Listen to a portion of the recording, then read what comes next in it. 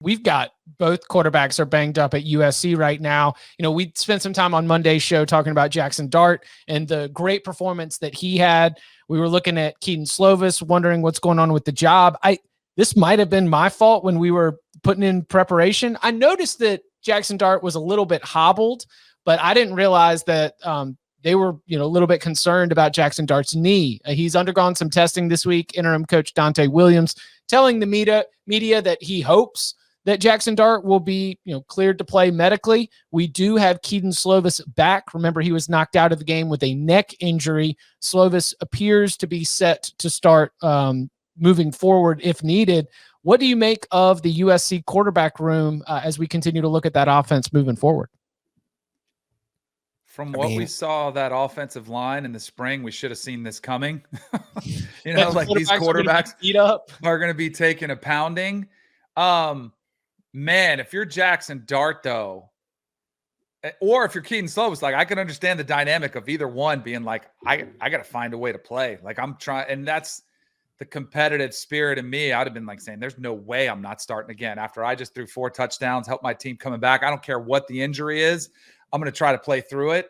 But, hey, it's a reality of the game. Now, I do think this puts an incredible amount of pressure on Kedon Slovis to deliver, because if you struggle, not only are the fans going to be clamoring for you, but there's a chance your teammates and your coaching staff are going to say, hey, interim staff, who cares? We're not committed to anybody long-term. We're going to go with the hot hand. So you might see now at USC a revolving door at quarterbacks, which is not great for any team, I don't think. Yeah, Donte Williams said after the game on Saturday, after Dart played and they won, he said, it's going to be a quarterback battle now with he was basically saying Slovis isn't guaranteed to the starting job when he comes back. And I think that, it's going to be interesting to watch because, obviously Jaxson Dart played well on Saturday, but it's one game, even he does have sweet eye black. But Slovis has been the guy there for a while. It's just Slovis is kind of similar to Charlie Brewer in that if you look at the numbers, the last couple of years, they've kind of dropped off a cliff from what he put up as a freshman. He came out that first year, threw for 3,500 yards, 30 touchdowns, 9 interceptions, have completed 72% of his passes. Then last year, he looked like we talked about it. He didn't look 100% last year. The numbers dropped off, and we started this year.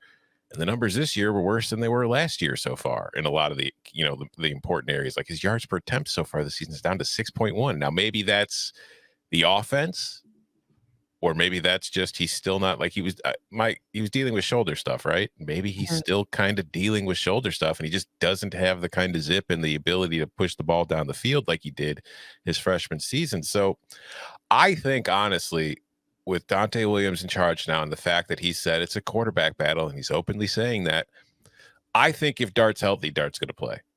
Do y'all think that Dart is put yourself in Donte Williams' shoes? If both medically cleared, would you rather have Dart? Do you think he gives you a better chance to win? I don't know if he gives you the better chance because, again, it's I don't think we should be putting too much stock into a performance against Washington State, because Washington State might be really, really bad. But I feel like if you are that staff, even with Clay Helton gone, it's a staff that's been there for a while. You kind of know what you have with Kedon Slovis. You've seen it. With Jaxson Dart, there's that he's had a great game, and there's the mystery box factor. It could be anything. It might be great. It could be Kedon Slovis. It could be better. So I think that with this staff there, and with maybe some guys trying to, I think there's a natural reaction to when the coach gets fired and you become the interim, or everybody kind of takes a little small step up the ladder, and it's hey, this job could be mine. Kedon Slovis got Clay Helton fired.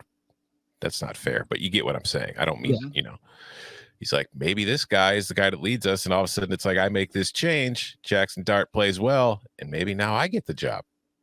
So next 3 games, I'm going to lead you right into, they've got a bye week between the October 9th date against Utah, and then when they play Notre Dame in South Bend on October 23rd. So we got 3 more weeks before the bye. Oregon State at home, Colorado on the road, Utah at home. Over under 2.5 wins from that stretch for USC. Oregon State's a win. Mm-hmm. Colorado's a win. Yeah, I'm going over. Danny? Yeah, I would agree.